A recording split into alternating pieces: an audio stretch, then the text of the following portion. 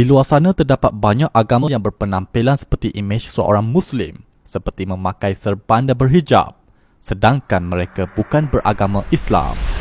Antaranya adalah Druze. Druze adalah agama baru yang lahir dari aliran Syiah Ismailiyah. Mereka mendakwa Khalifah Fatimiyah di Mesir iaitu Al-Hakim bi Amrullah adalah Allah dalam penjelmaan yakni tajalli dalam bentuk manusia.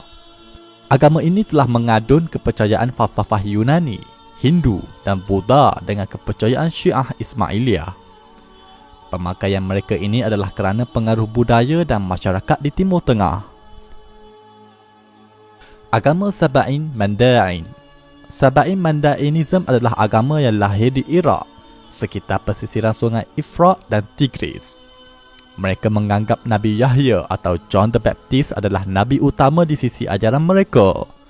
Mereka menjadikan ritual pembaptisan di sungai sebagai ibadat utama di sisi mereka.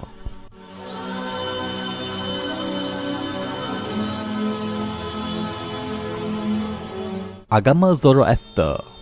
Zoroaster atau Majusi adalah agama lahir di Parsi atau Iran sekarang. Agama ini memuliakan elemen-elemen alam seperti api, air, tanah dan udara.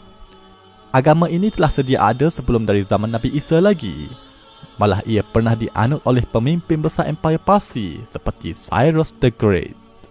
Pemakaian penganut ini adalah kerana terkesan dengan pemakaian budaya masyarakat Iran dan sekitar Timur Tengah. Agama Yahudi. Yahudi adalah agama yang dianut oleh bangsa Bani Israel atau Yahudi. Mereka mendapat risalah wahyu dari Nabi dan Rasul yang telah diutuskan oleh Allah kepada mereka. Mereka antara penganut yang memiliki pengamalan hukum hakam yang ketat. Malah kelompok ini diiktiraf sebagai Ahlul Kitab. Agama Kristian. Kristian adalah agama yang lahir setelah ketiadaan Nabi Isa, hasil dari konflik zaman selepasnya yang terpengaruh dengan misionari Saint Paul. Mereka telah menuhankan Nabi Isa dengan menjadikan Nabi Isa sebagai Tuhan yang setara dengan Tuhan Bapa, sehingga melahirkan konsep Trinity. Sebahagian mereka masih mengekalkan pemakaian tradisi masyarakat awal di Timur Tengah, iaitu sekitar Jerusalem, yang sinonim dengan pemakaian menutup kepala.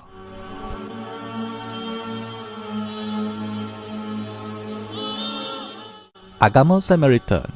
Samaritan adalah agama kuno yang lahir sejak dari zaman sebelum Nabi Isa. Mereka adalah kelompok Bani Israel yang telah mengasingkan diri dari orang-orang Yahudi yang lain. Malah mereka mendakwa kitab Taurat orang Yahudi yang ada pada hari ini adalah menyeleweng. Mereka mendakwa kitab Taurat yang asli adalah kitab yang dimiliki oleh kaum mereka. Kini kelompok Samaritan berada di kawasan West Bank, Gunung Gerizim.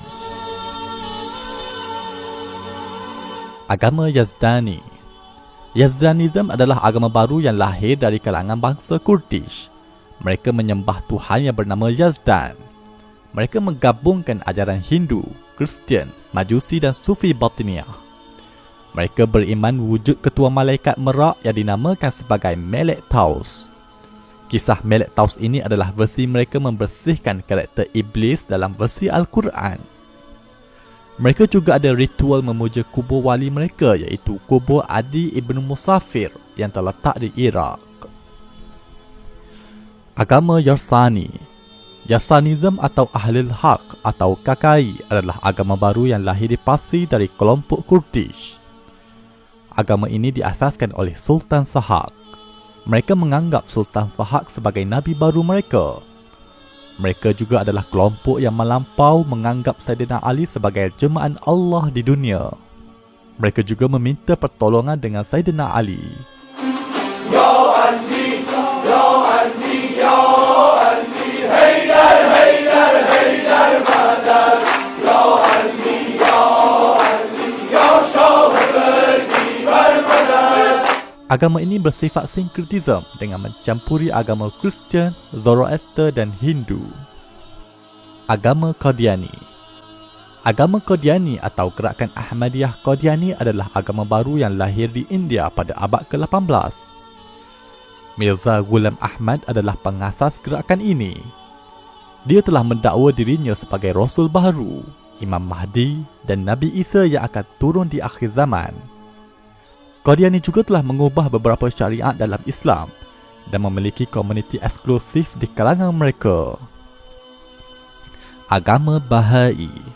Bahai adalah agama baru yang lahir di Iran oleh tokoh mereka yang berdakwa sebagai Rasul, iaitu Sayyid Ali Muhammad Shirazi dan Mirza Hussein Ali. Mereka semua adalah lahir dari keluarga Syiah Imamiyah di Parsi dan akhirnya membawa ajaran baru versi mereka tersendiri. Pemakaian tokoh-tokoh terawal mereka menyerupai pemakaian Muslim di sekitar Timur Tengah. Ini kerana agama ini mula berkembang di Timur Tengah. Agama Sikh. Sikhism adalah agama muda yang lahir di negara India. Wujudnya agama Sikh ini juga hasil dari konflik antara agama Islam dan Hindu di India. Lalu wujud unsur Hindu dan Islam yang begitu jelas di dalam kitab suci agama Sikh itu sendiri. Mereka mewajibkan lelaki dan wanita memakai turban dan menutup kepala mereka. Selain itu, masih banyak lagi pemakaian keagamaan yang muncul terutama bagi gerakan agama baru hasil dari pecahan dari Kristian dan Islam. Nantikan pendedahan di dalam buku 60 agama baru di Malaysia yang mendedahkan bagaimana gerakan agama baru dari luar negara berjaya melebarkan pengaruh ajaran mereka ke dalam negara ini. Bagi umat Islam, situasi ini mengingatkan kita kepada sebuah hadis yang disabdakan oleh Nabi SAW yang bermaksud, tidak akan terjadi kiamat sehinggalah dibangkitkan dajjal-dajjal yang menipu yang mana jumlah mereka lebih kurang 30 orang. Setiap daripada mereka mendakwa bahawa dialah utusan Allah. Hadis riwayat Al-Bukhari.